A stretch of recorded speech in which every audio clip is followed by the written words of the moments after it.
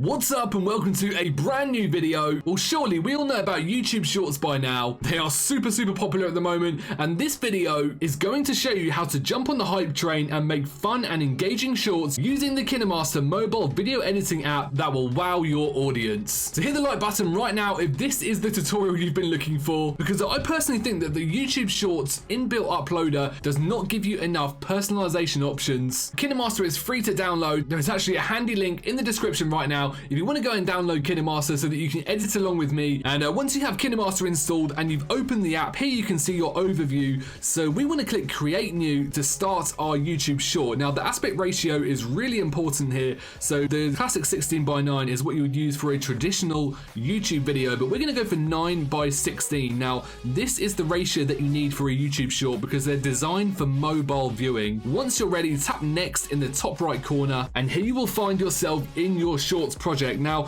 you can see the viewer on the top of the screen here. This is where our content is going to be displayed, but we need to add some video in. So let's start off by tapping the media button, which will go into our camera roll, and we can actually select the video that we are looking for. So we've got ourselves a funny gameplay clip here. You can preview it at the bottom of the screen just to make sure that it's the right clip. So if you tap the tick in the top right corner, once you have the footage, you can also select multiple clips as well. So you can see it viewing here. Now on first glance, you can see what's immediately wrong because the gameplay is being viewed in a very small window. But with KineMaster, you can adjust the crop. So if you tap the clip in question, you can see here you have a whole range of options on the right hand side. And if we look over to the pan and zoom button, you tap there, and here you can see a start and end position. Now this would normally be used if you're trying to zoom in, but if you just tap this circle with the two lines, you can actually have the start and end position in the same place. So now if we pinch and zoom onto the footage, you can see I'm moving it around here, and we can actually zoom in and bring it as far as we want to have it. And what this does is keeps it in place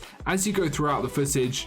So once you think you've zoomed in as much as you want to zoom, so I'm thinking something like this. There's a bit of a gap on the bottom and the top, but you can still see the gameplay clearly.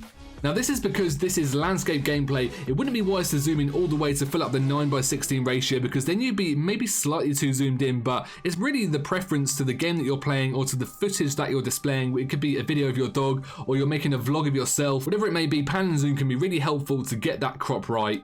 Okay, so now the footage is set in place. This is really where the fun starts. First up, let's trim the gameplay to match the time needed. So obviously a YouTube short needs to be under 1 minute in length. In fact, all videos uploaded to YouTube are automatically classified as a shorts if they are under 1 minute, but it helps a lot to add the hashtag shorts at the end of your title when uploading a shorts. Now this gameplay clip is much longer than needed, and really we just want to highlight 20 to 30 seconds of gameplay. So to split, we want to tap the clip, and you can see the trim/split button here on the right hand side.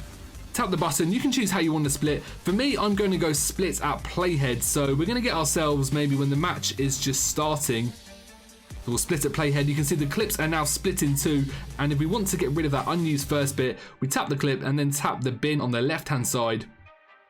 And that is now gone from the project. Now you'll probably want to go through your footage, chop it up a bit, find some more places you want to split. We're actually going to split it a bit further along because we don't want that first bit of gameplay. So we tap to split at playhead, delete the clip. Also we'll get ourselves to the end there, split at playhead, the bin icon, and now we have a 41-second gaming clip, which I think is perfect for a YouTube Shorts. And if you want to preview your gameplay at any moment, you can pinch and zoom in and out on the clip in question, and you can also tap the play button to see exactly how it went down.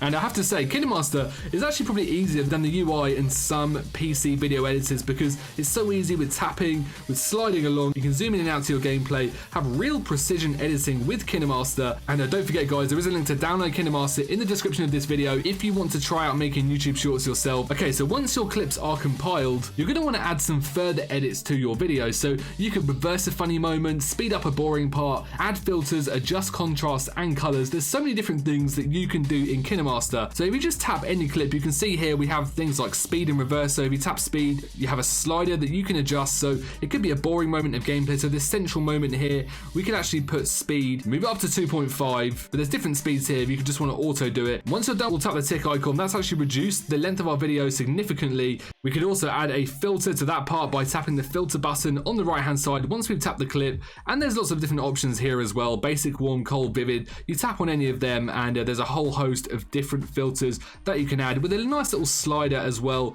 So you can go up and down. You can go from 0 with no filter all the way up to 100 to have that filter included, and this makes it even better actually. And you can even do some crazy stuff such as add some reverb to the audio. So you can see here there's lots of different kinds of reverb options, and we can also add some EQ as well, so bass boosters, hip hop, basically different kind of audio EQ levels for the audio of your video. And also if a moment's especially funny, you can actually use the same crop option that we use to set where our gameplay is showing. Use the pan and zoom by tapping on the right hand side, and you have your start position and your end position. So your start position is obviously here. We can make the end position though much further zoomed in. So once we tap the tick icon, if you play the gameplay, you can see here we start to actually zoom in. You can see the crop widening, and we're zooming in further and further until eventually we're literally right in the face of our character. And don't forget, if you want to take a broader look at your project, you can always pinch and zoom at the bottom of the screen near the clips, and if you pinch inwards, you'll actually be able to navigate quicker through the project. And if you go outwards with your fingers, you can get right into the fine details, right into the nitty gritty here, where things are moving really, really slowly if you want to get that fine, precise edits. You can also take a larger preview look by tapping the 4 square corner of the preview, which expands the video to take a closer look, which is much more representative of how the short will actually look on mobile. Now, text and emojis can be great to go with a YouTube Shorts, and when I create gaming shorts, it will likely focus on a singular gaming moment, and you can add text or images really easily by tapping the layer button. So here's the layer button, you tap it and you have so many different options here: media effect, text, sticker, and handwriting. So if we go to media, we can actually add images that we already have on our device. Now we also have various effects that can be added to your clips as well. And you can see here, if we add the spiral or the intensifier, we can actually drag it over a selected zone. It can be any size you want here. You can see I'm just messing around with it. Something like a tile array takes a tiled section. So it could be where somebody jumps, it shows that section. So if we go off that, tap play, you can see here the tile array coming up. But there's so many different types of effects here, and you can download many more through the KineMaster Asset Store, which we're going to be getting onto in a moment.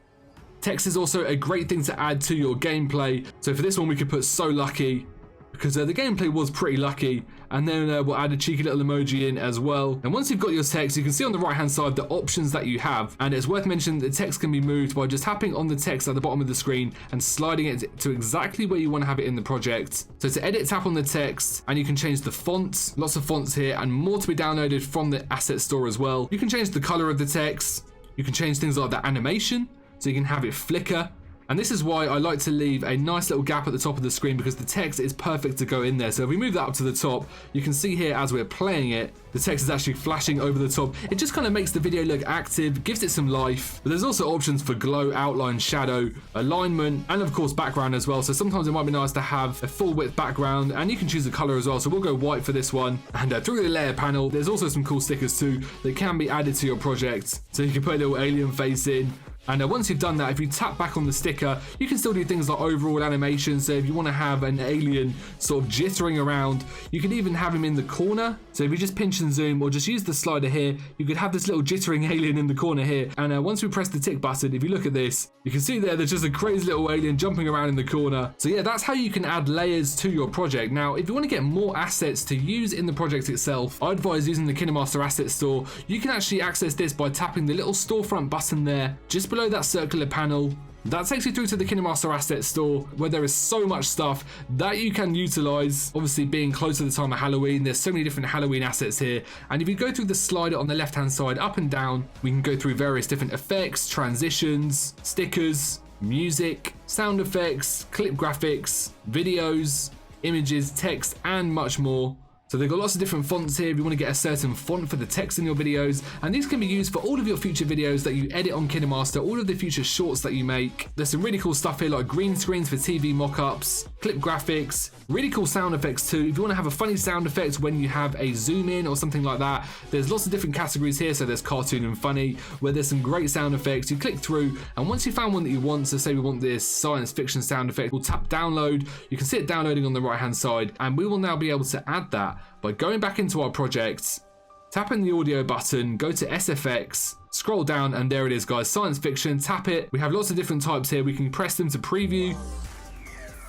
and then just press the plus button to add to your project. Easy as that. Tap the click button and there it is. And once again, as with everything in KineMaster, it can be slided and moved around the project. So yeah guys, definitely check out the asset store. It has some cool effects. It really depends on what your project is, but obviously for gaming, there's some cool stuff like transitions here, which can be in between scenes, and no project is complete without its audio. It's really important. So if you want to have some good music, there's lots of different genres here, so we could go for pop, choose ourselves a song, tap the download button, head back to your project, tap audio again. We can choose anything we have here. We have so many songs, and you can also use the music that you have on your own internal device as well. So we go internal, we have lots of stuff here, and I can even choose stuff that I have in my Apple Music too, which is really, really awesome. And like I said, you can preview your short by tapping the play button. Make sure you're happy with it, make sure you're happy with how it looks, and it really is that easy to create fun YouTube shorts using the KineMaster app. So once you're happy with your short, it's time to export.